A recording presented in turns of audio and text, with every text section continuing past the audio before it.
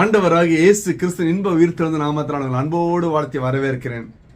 இந்த அற்புதமான நாளிலே, இந்த சுவிசேஷ பயணத்திலே உங்களையும் அழைத்து கொண்டு வரலாம் என்று ஆண்டவர் அழகாய் சொல்லுகிறார். நம்மை பார்த்து, நீங்கள் உலகத்துக்கு வெளிச்சமாய் இருக்கிறீர்கள். ஹல்லேலூயா. மத்தேயு 5வது அதிகாரம் 14-15 பாருங்க. நீங்கள் உலகத்துக்கு வெளிச்சமாய் இருக்கிறீர்கள். மலையிலுமே இருக்கிற பட்டணம் மறைந்திருக்க மாட்டாது. விளக்கை கொளுத்தி மரக்காலால் மூடி வைக்காமல் விளக்கு தண்டின் மேல் வைப்பார்கள். அப்பொழுது வீட்டில் உள்ள யாவருக்கும் வெளிச்சம் கொடுக்கும். ஆமென். ஹல்லேலூயா. அப்ப நீங்க இருக்கிற இடம் வெளிச்சமா இருக்கணும், இல்லைங்களா? எங்க காரிருள் இருக்கோ நீங்க போய் நின்னோன்னு வெளிச்சம் வந்துடணும். அப்படின்னா சுவிசேஷம் அறியப்படாத இடத்துல நீங்க போய் நின்ன சுவிசேஷம் வரணும். ஆமென். நீங்க சந்தோஷம் இல்லை, நீங்க போய் நின்று சந்தோஷம் வந்துடணும், சமாதானம் வந்துடணும், கிருபை வரணும். அதுதான் உங்களுடைய கடமை, பொறுப்பு, வேலைன்னு சொல்லிட்டார். பிலிப்பியர் 2:14 பாருங்க. ஜீவ வசனத்தை பிடித்து கொண்டு உலகத்தில் சுடர்களை போல பிரகாசிக்கிற நீங்க போய் வசனத்தை பிடிச்சிங்கன்னா போதும், ஆட்டோமேட்டிக்கா வசனம் வேலை செய்யும். 5511 ஒரு நாளும் ஒரு வசனம் வெறுமையே திரும்பி வராது என்று ஏசாயாவில் ஆண்டவர் சொன்னார். ஒரு நாளும் திரும்பி வராது.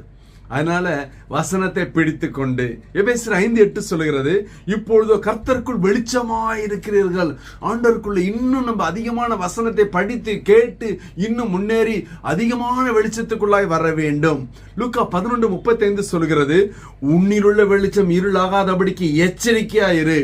4 வசனம் தெரிஞ்சது, 4 தீர்க்க தரிசனம் சொல்லியாச்சுன்னு அவ்வளவுதான். யாரையும் மதிக்கிறது கிடையாது, இல்லையா?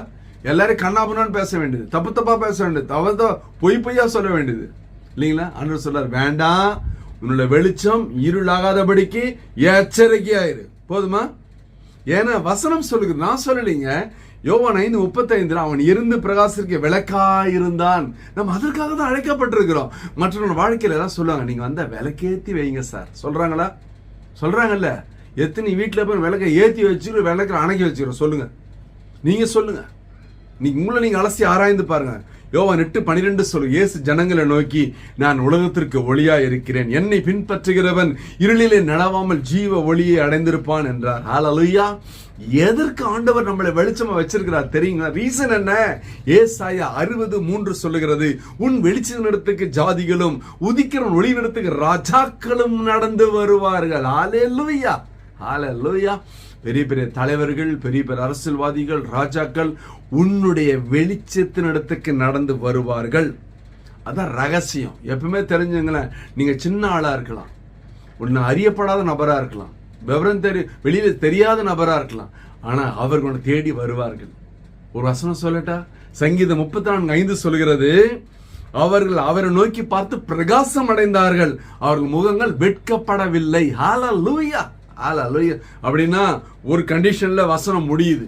வெளிப்படுத்தின விசேஷம் 2:5 சொல்லுகிறது, நீ மனம் திரும்பாத பட்சத்திலே உன் விளக்கு தண்டை அதென்று நீக்கி விடுவேன்.